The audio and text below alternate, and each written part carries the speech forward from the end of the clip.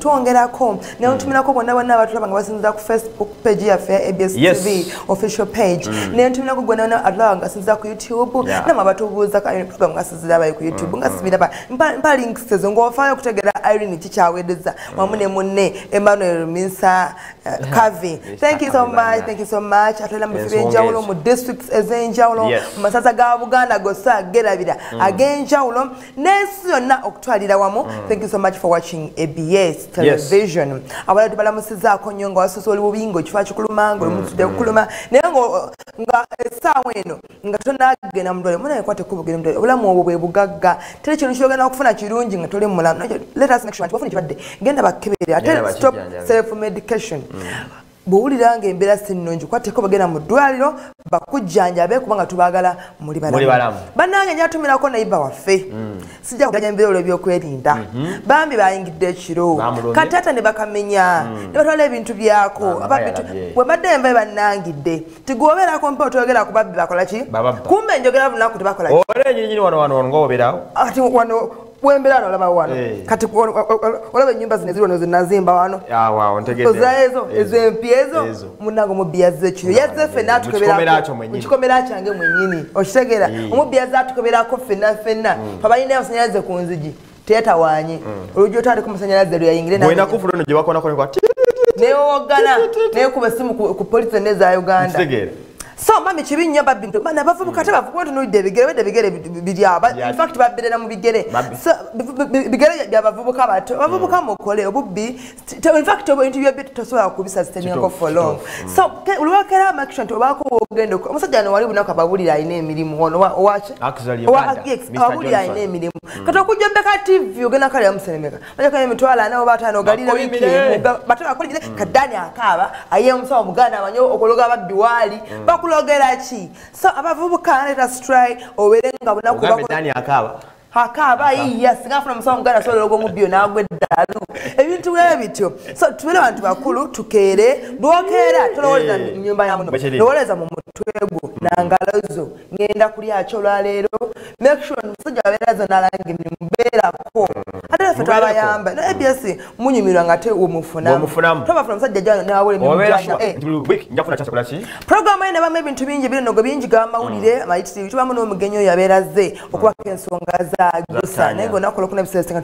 no mwami w'emirimu tuko ya babbi insonga kitu tubafune others bagana nakola naye mufuye kola obitoloza mu nyumba ya muno bamuswani ya muno weroze ko mu ngalozo na mu mutwego so abawo mugenyo bulakuna abasemesa ku ngeri je tufuna mu twangalango inaka sente kakati ate tubana mawulire agagagenda maso mu gwanga nobera ngo tambula no kumanya kakati no kumulundi guno asigenda kuyita wala nnyo olwokwati akadilo tuzekaise kokoko kangende straight ku mwana mlenzi gwa tona kole sande solime owennyonyi tali kinuma nnonge ekyo nganda we nakazi we Irene abantu bankubida masimu nga kitalo ninga ngana chigudeko ene omwami yafa nga atebereza okwanti yali agezako ogoberera omukyala wa communication wa ICT Really? Minister Mbezi wa ICT akola n'oli omwamba nantaba ngalinga yekengero kwanti bandi banga bamandula okumutusako obulabe naye ate picha muyitako najogoberera sorry nga yunze muzula butuze tuzibawa so nakolejo omwami yazikiddwa mu biwobe n'emiranga eside ze mubende yali sabana bali bana basatu bana nenga buli omwa akyalina ebibuuzo bingi nnyo kuva y'omwami wadenga jo police ebadde jja yekokola yakino yogera kiri basoka gamanti 100% yali awese goleba wese yayine mu hakati jo police banne babulire bachizudde police eno bana Nigeria abafa bagana abawane mu Uganda they can't do such things they can't act out such stories so no gandi it was 100% when nyine ya Fred Onanga yagamba it is 100% Bojira percentage ya 100 timize ne mundu obojirabyeko yo sure nti mundu wajirabyeko chobotu percentage ya 100 naye atugamba it is 100% omwami oyo yaine mundu okitegera naye ate yakwatibwa kakati percentage ya 100 yajijjawo ebibuzo byenneebuuza era jo polisi yavuddeo neyetonda banyama ne basebo mutusonyiwe batuwabya twagenze okukizuula nga munsawo mwalimu mmere na bisikuti najo yesi amazima gali nti polisi yattidde bwerero Sabulime era abasirikale bebeka basatu bana bakwatiddwa basatu bakwatiddwa exactly basatu bakwatiddwa bali mabega wa mitayimbwa twongera banoonyezebwako yeyo eddoboozi eryavudde mu mwogezi wa police Fred Onanga kutemu naye aye muntu yomu yazeeyinyiriyeko bebenyini baze beekoona nti yabadde mutujju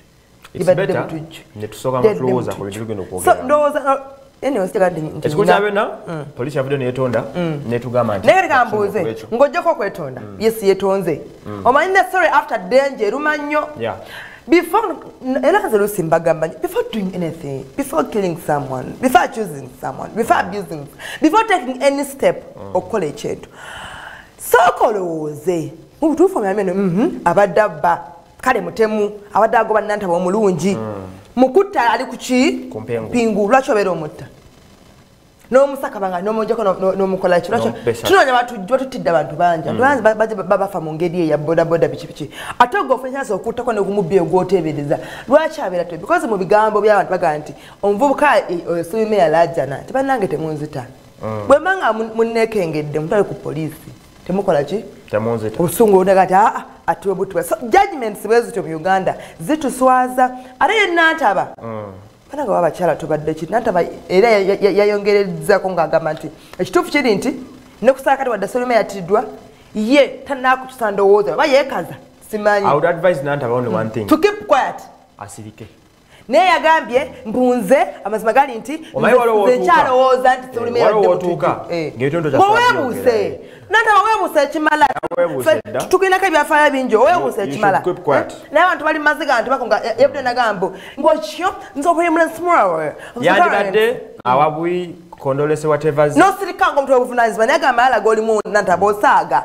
Waliko minisita w'ettaka wanene papa tumulangiremu. Bagambye ejja bamwetaaga mu parliament. Uliayo munjogera musipaka ntiremuka Sabulime yokomera woyo insani risoya kakatsi nchurch manyi ente yadde mutujo atamwekengera chomekegera sekunaba nibadde mwetagamira chikakona yepide akabatsiye sichikumutsa sinenjokara niyo chikungo some things mundiga kobinche necha nenyama nama ulilayo zenjogera banati bazenjogera beyoze wabali yadize ngasi mugezere mutsuka ko Nantaba one nganda mawulire munikiyo mwogira baba wade setse muno ne miliyoni simanyi yana tafa bikoza bitya Edirosa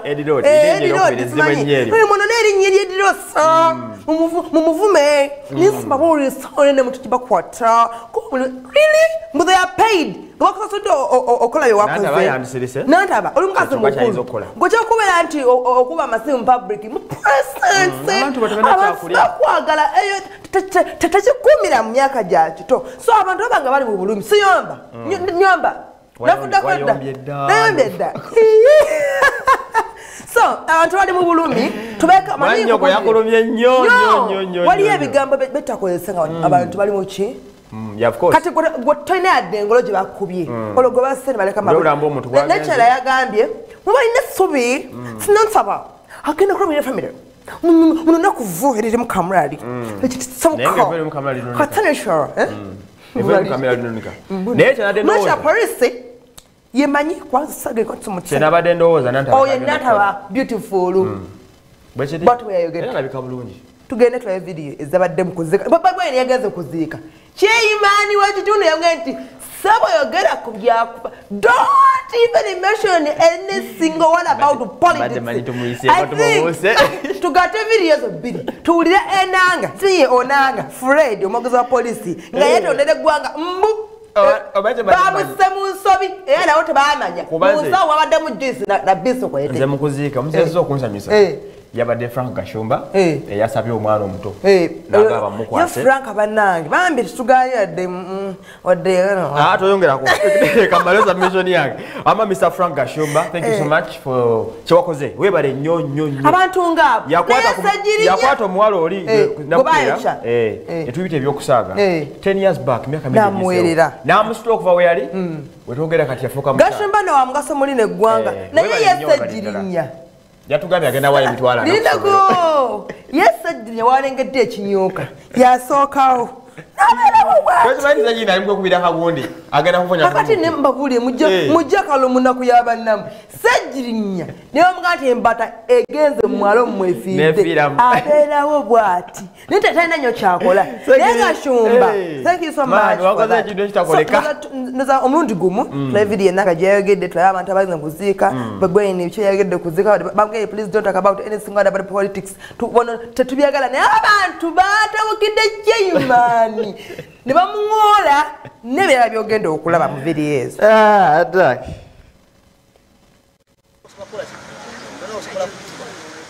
sajja avudde eno nagamba ode ekyuseemu ne bamugyamu n'atuula n'empingu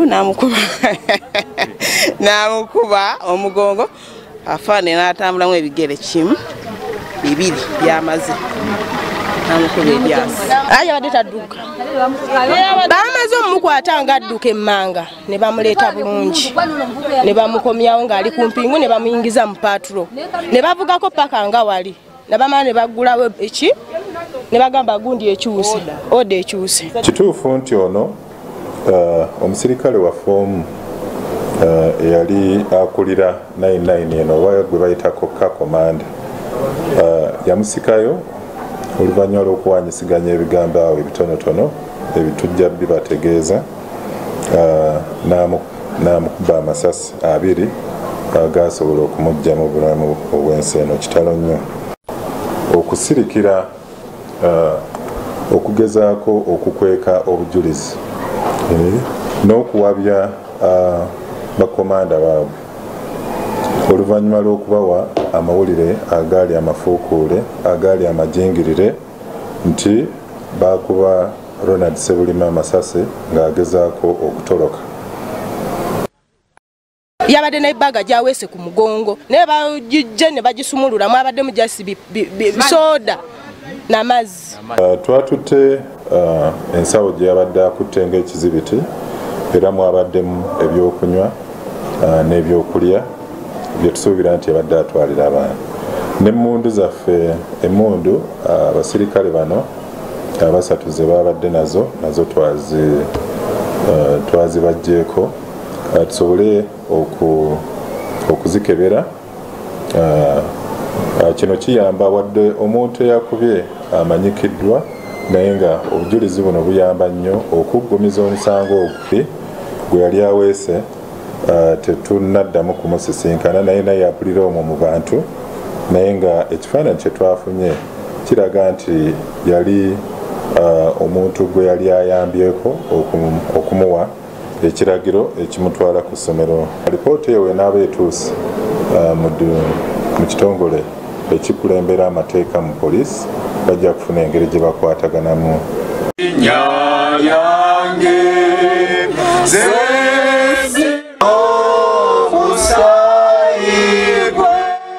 buli kimu ekyakuweekebwa kigenda kuvaayo naye ate era okimanyi olwaleero oyinza ku mutima gwo olabe weewateeka question mark ozigyewo ogyewo enzira eyo kubanga agambye nze nina ensonga ku ggwe kubanga waleeka okwagala kwo kwakola ki okuwa olubereberye okwo kwayagala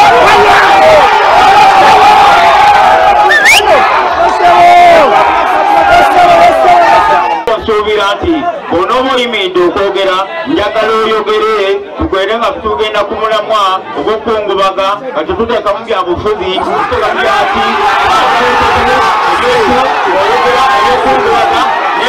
n'atubuka abadde ebbanga lyonna nyumira obulamu era akolagana ne babayika akolagana ne Sebulime ne bakyaliba nga balala bonna so olunaku lwaleero ndi mulumbe lwa kyali wange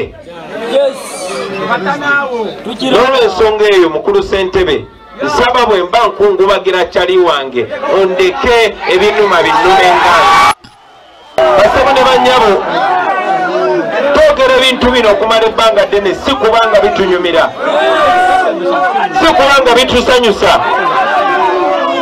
si kyakabi mbeera nnyo mu maaso gammwe ate nga musasudde ssente nga nze kuzina amazina nabbayimbira tunyumire tugeewo tugende siye nenjogera gye njagala okwogera nammwe.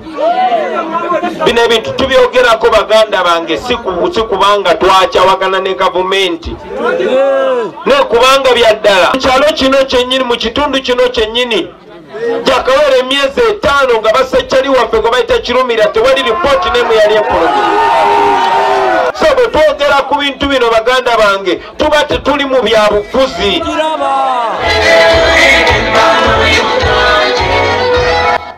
Bwakutube gwabadde ng'omwana Kyagulanyi ayisizaako olugulu ekigere ate munnange gyewabadde baganzise. Tewabadde baganye balala. Gwe nalabye. Lwaki eka yabaddeyo? Gashumba yabaddeyo. Bigirwa yabaddeyo. Ono mwana w'Emitiyana yabaddeyo. Ono mwana w'Emitiyana Bigirwa. Tomulengedde mabega zaake. Nzine zaake naye nze saamulabye. Kyoga Chairman yabaddeyo ku kitundu nga. Kyanga tulenga ayogera. Chairman ageze n'agamba. Abantu babadde bangi nange nabaddeyo nga tonjogeddeko. Lwaki ogera ku mwana omuyeka? Soka tujembe ebyennako. Omwana ng'alina obugalo obulungi. Akuteeka microphone n'akanjagaza. Kyagulanyi. Oh mama, ene tulabe ne Kyagulanyi. Tulabe ne Kyagulanyi. Ebijja okujja program ekire kintu eki Kyagulanyi. Enda si mu bubi.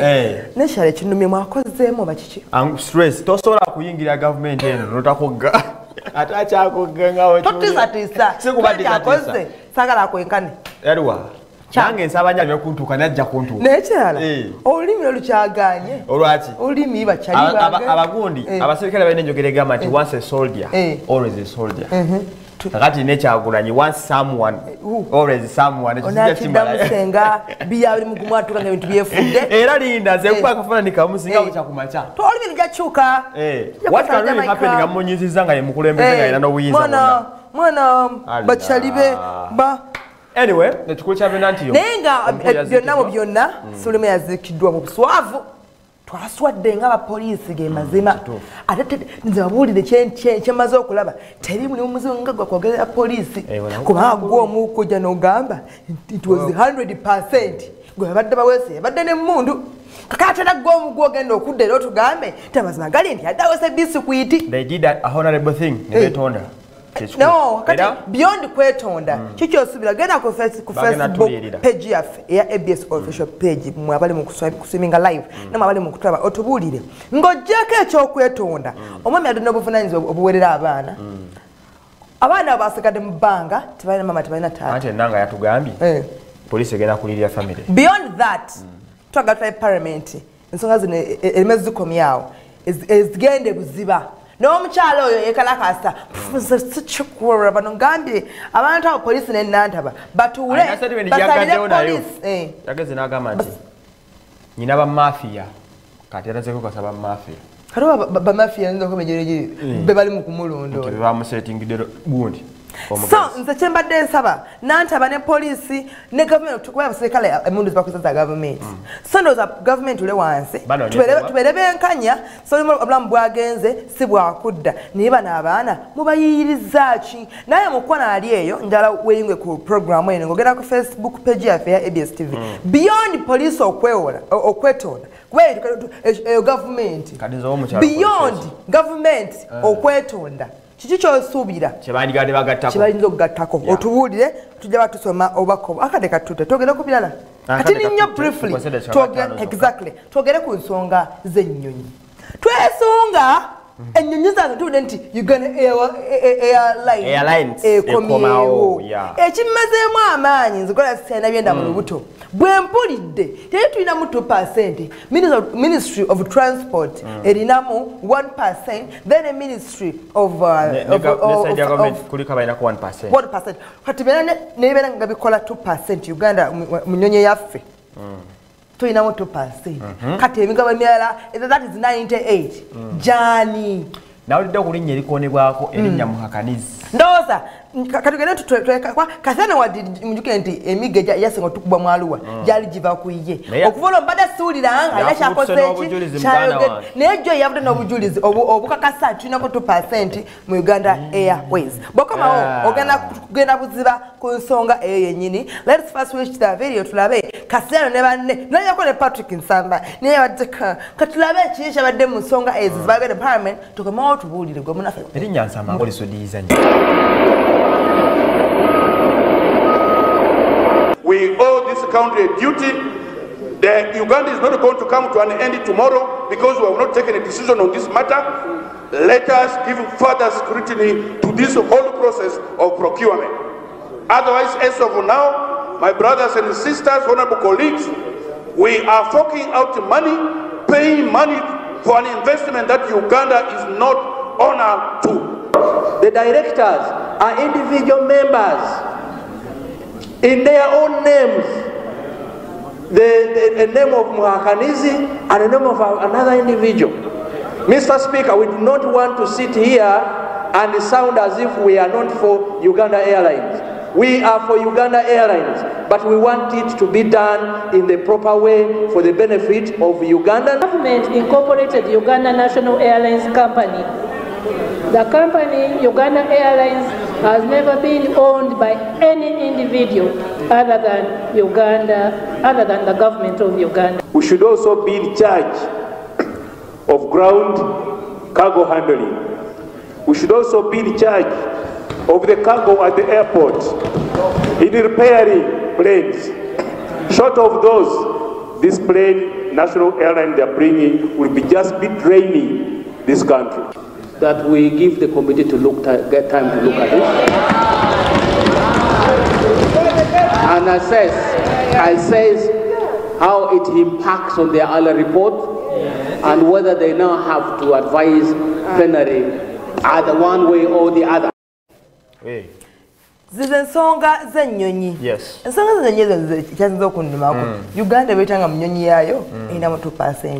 Gw'abaddeyo gwomu kubatubba kwa supportinga ebintu ebigenda mu ki era n'omukulu gw'omumanyi engeri gy'abyogeramu tatabuulidde eggwanga ebintu by'ennyonyi eyo biri bitya ekisooka ezo nnyonyi ebika bibiri byolabyawo bazita CRJ 900 ekika kya Bombardier emanyi waliwo gye muyita Boeing ezo ne twaguziza Bombardier lwaki Boeing ebadde ekoze eki anti kati omanya contract tunyenge gye tuzigulamu kale twasaza tugigule ku banaffe aba Bombardier okuva e Canada bakampuni manyi nga France ekola Airbus n'endala kati egyo twafunye ennyonyi ennungi okusira ku level yaffe ekyo oyogedde bulungi kusinzira ku level yammwe ennyonyi bbiri ze twafunye okubanga tutuuza Uganda Airlines naye wazeemu akavuyo yali yagwa yaliwo ku mulembe gwa Amin Nokote naye gavumenti olwakyankalamu olwo ebyo bituze nga tulaba COOPS ennyonyi nekola ki nevaawo etubanga tukyalina nnyonyi myaka nga 3 egiyise tubaze na nnyonyi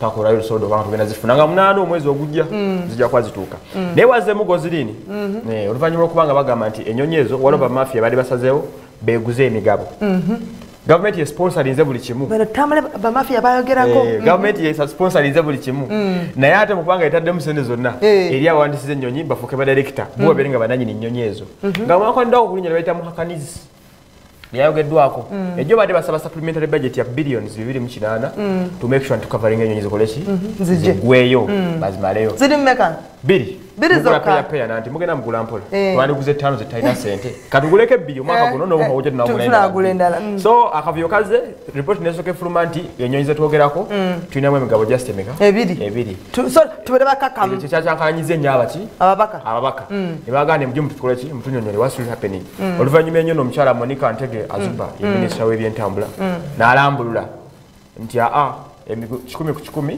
ja Uganda ennyonyi naye asaze ekigambo we are not sure paka nakati Patrick Onyang omogezi yani omogezi wa parliament now speaker aliwo kati mumyuka wa David Muko mumyuka wa Kadaga omanyira amanyira Kadaga Jack Olanya banange Jack Olanya jo olukwanti ekyo tekyawedde yabayisolo aleero badde naye mutunyonyole bannange ennyonyi yaffe tujagala linako yogeme badde bakola research then we bakomawo leero batubuulire ensonga ezo mutuufu bwazo twawedde dda naye nga magali nti musanyidde ku bintu ebyala byonna naye temuzanyira ku nnyonyi n'ennyonyi naye yiye tabanguse bannange mutulekeemu so olw'obukulu bw'ensonga ezo tulina okulondola amazzi tufune omugenyi waffe twali kyagamba tulina tawala emirundi awo mu maaso n'omwana mulenzi Salomo n'omusalo nga bakyali mwana mulenzi yabatata wange kankaka tumulamu kati nti kumona omugenyi tovaawo